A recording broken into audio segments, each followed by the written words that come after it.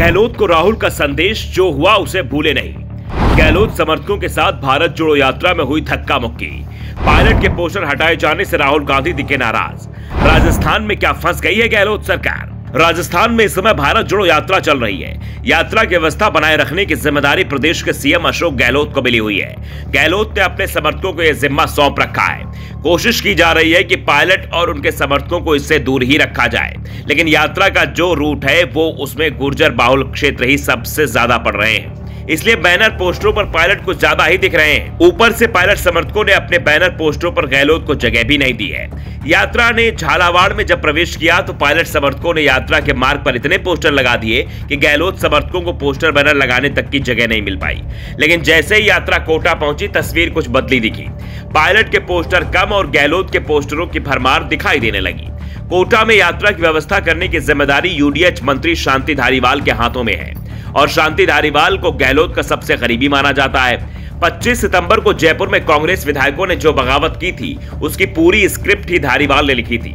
उन्होंने हाईकमान के खिलाफ मोर्चा खोल दिया था। धारीवाल की देखरेख में ही सरकार को समर्थन दे रहे 90 विधायकों ने अपने इस्तीफे विधानसभा स्पीकर सीपी जोशी को सौंपे थे। इतना ही नहीं, उन्होंने सचिन पायलट को गद्दार तक कह दिया।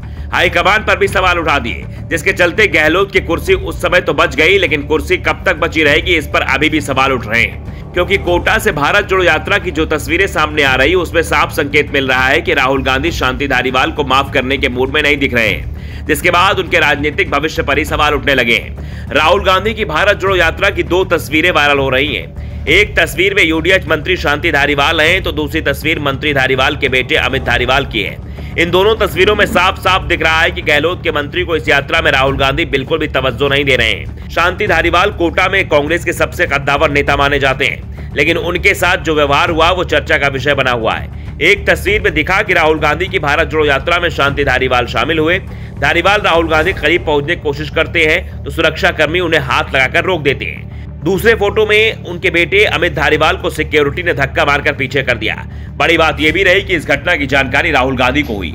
राहुल गांधी ने पलटकर पीछे देखा भी, पास में चल रहे लोगों से चर्चा की। राहुल को घटना की पूरी जानकारी लग गई, लेकिन उन्होंने कुछ भी नहीं कहा और आगे देखते हुए चलने लगे, मानो जैसे कुछ हुआ ही नहीं हो। अमित धारीवाल को जब सुरक्षा कर्मियों ने धक्का दिया तो वो सब कुछ प्रदेश कांग्रेस अध्यक्ष गोविंद सिंह डोटासरा देखते रहे, लेकिन कुछ नहीं कह पाए, क्योंकि राहुल की नाराजगी का मैसेज उन तक पहुंच चुका था। इसलिए उन्होंने घटना को देखते हुए कुछ भी रिएक्ट नहीं किया। एक और राहुल गांधी शांति धारीवाल से बातचीत को तैयार नहीं दिख रहे थे, तो दूसरी ओर कोटा से कांग्रेस नेता राखी गौतम, शिवाकंद नंदवाना, महापौर राजीव अग्रवाल, यूथ कांग्रेस के नेता यश मालवीय सहित तमाम स्थानीय नेता राहुल गांधी से बातचीत करते देखे गए। उनकी कई तस्वीरें भी सामने आई, लेकिन धारीवाल से राहुल दूरी बनाए हुए हैं। दरअसल ये कहा जा रहा है कि धारीवाल ने सचिन पायलट को लेकर जो स्टैंड ले रखा है, उससे राहुल गांधी बेहद नाराज हैं। कोटा नगर निगम पर कांग्रेस का कब्जा है और इसके बोर्ड में धारीवाल समर्थक भरे हुए हैं। पायलट समर्थकों ने राहुल गांधी से शिकायत की कि कोटा शहर में उन्होंने जितने भी पोस्टर लगाए थे, धारीवाल के इशारे पर उन्हें हटा दिया गया। सिर्फ वही पोस्टर रहने दिए गए जिसमें पायलट की तस्वीर नहीं थी, और थी भी तो गहलोत से छोटी। इसके बाद पहले से ही धारीवाल से नाराज चल रहे राहुल गांधी ने उनसे पूरी तरह से किनारा कर लिया। धारीवाल के सहारे राहुल गांधी ने गहलोत समर्थकों तक साफ मैसेज पहुंचा दिया है कि पायलट के खिलाफ बयान देने वाले लोगों में कांग्रेस में जगह नहीं है।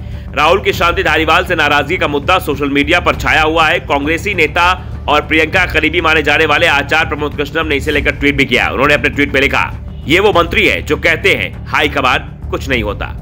Bureau report, the Navdarpan news.